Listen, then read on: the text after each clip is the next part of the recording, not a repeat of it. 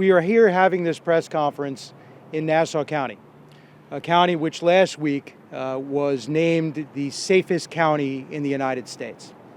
And again, Nassau County is taking the lead by putting in place a common sense mask ban mirrored after New York state law that existed since 1845.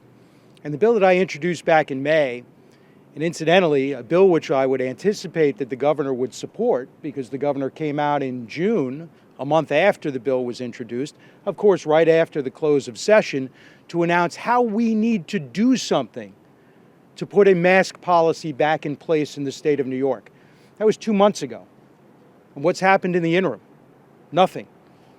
After she had that press conference, I sent a letter to the governor saying, hey, by the way, just in case you didn't happen to notice, we introduced Bill 9194, which would reintroduce the same exact law, word for word, that was on the books here in the state of New York for 175 years. The same law, by the way, that was originally introduced because of farm protests, anonymous people who were attacking our police because they were trying to conceal their identity. The same law, by the way, that was used to thwart organizations like the Ku Klux Klan, who are committing violent acts of terror against a segment of our society.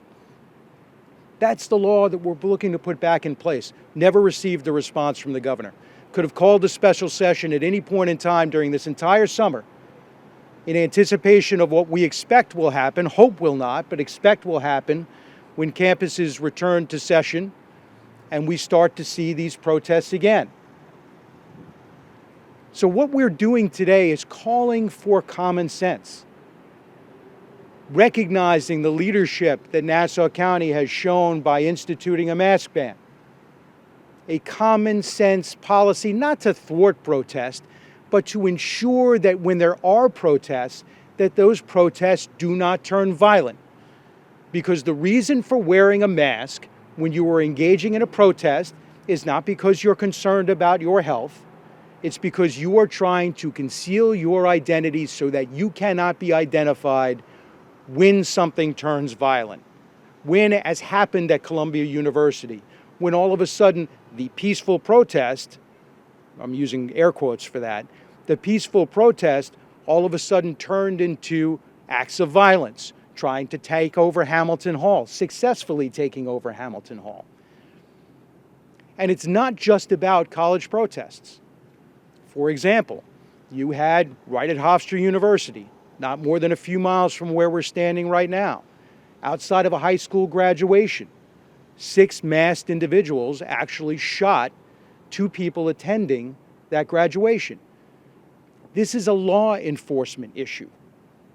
It's about the police's ability to identify, and even for a victim, when we're talking about, for example, a masked individual attacking and harassing people on a subway in New York City, as occurred back in June, it's about victims being able to identify who their attackers are.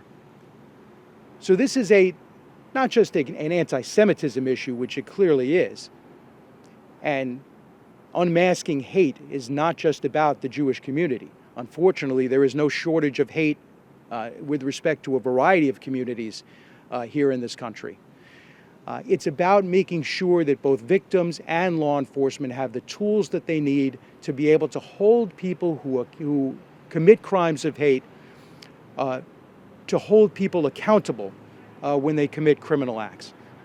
And so again, we are calling on the governor to call a special session of the legislature before campus comes back into session, colleges come back into session, to make sure that law enforcement and the people of the state of New York who rely upon us to keep them safe, that they have the tools that are necessary to be able to help them do that.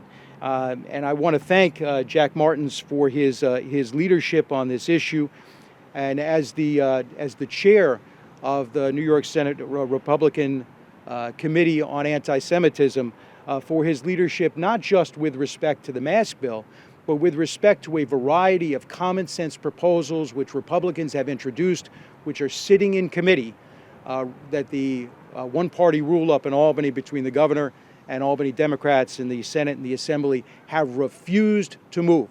It's not a shortage of solutions. It's a shortage of common sense, wisdom, and political will to move those solutions forward.